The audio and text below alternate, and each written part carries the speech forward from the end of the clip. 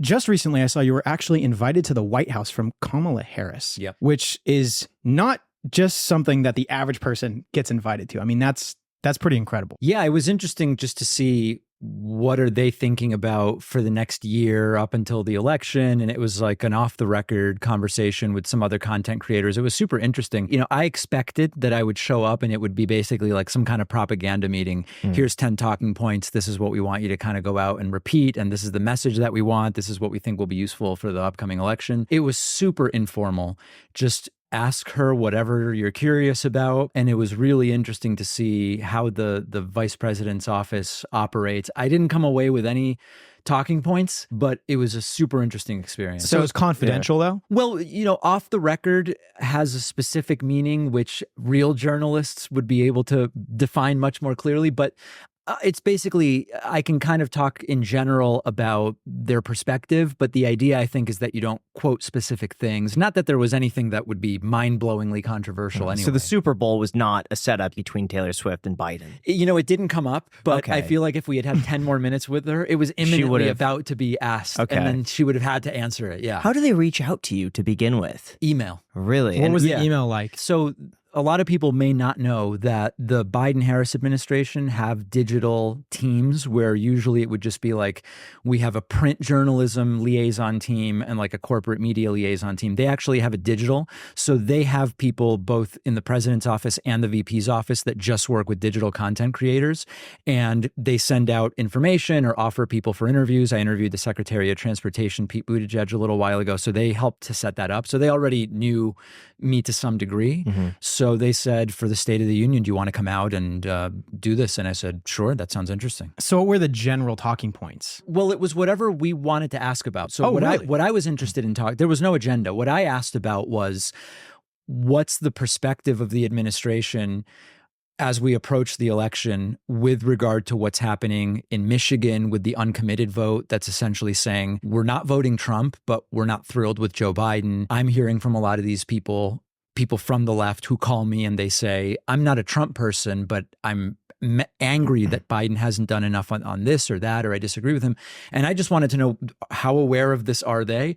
Are they taking it seriously? What's the sort of conversation that they're looking to have? Just to see, you know, what I hear every day on my show, on Reddit, social media, are they even aware that this is a conversation that's going on? And they seem to be very much aware. Yeah. So when I see someone like Kamala Harris or someone like, you know, currently in the administration posting a tweet, and then like, let's just say on some random tweet, hundreds of hate comments or hundreds of support comments are all responded to, 100%. Like I always wonder, okay, if 99% of the responses are hate comments, how do they not see that and then delete the tweet or write the tweet and realize that, hey, maybe I said something very unpopular? But my guess is that they're privy to all of it. The vice president seemed acutely aware of everything that's going on in terms of this kind of blowback that's happening in some circles on the left. I still think it's relatively small, and maybe we'll get into that. But no, they're tracking everything that's going on. They know what's going on. Did they only invite liberals or Democrats to this meeting? Yeah, I mean, that's typical. You know, when these there's sort of two groups. There's the establishment corporate media, who are often officially apolitical.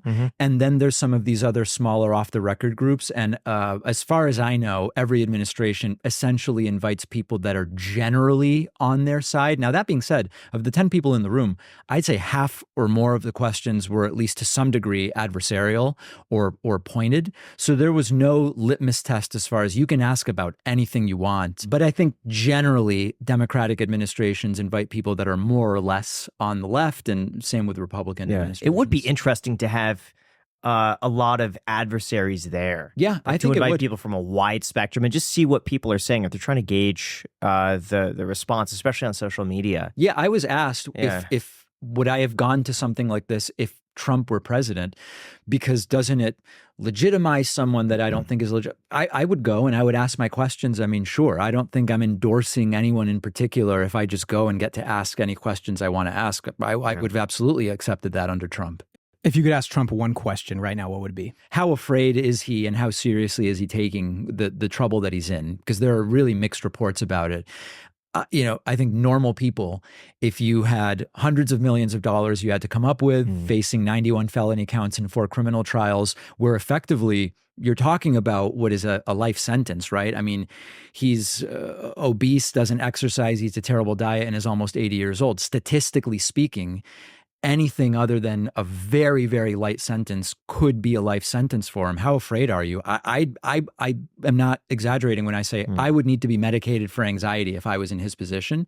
And there's reports that he is really that stressed out about it. And there's reports that he doesn't seem to understand how serious this is. And there's reports that he just thinks he's going to prevail ultimately, that he'll just win and he's going to be fine. So I'd want to know where his head is at right now. So how was Kamala Harris? Did anything surprise you about her, or did anything surprise you about the White House? I've covered how in corporate media interviews and speeches, she doesn't necessarily come off super likable. And she was extremely likable, personable behind the scenes, and also had a facility with every topic that came up. Everything from AI, which was a topic of conversation in a bunch of different ways, to foreign policy, just extremely knowledgeable and comfortable talking about all of these issues. And it was not my impression of her going in. Why do you think she comes off so poorly with maybe more formal interviews? I don't have a definitive answer to that. I think it's a couple different things.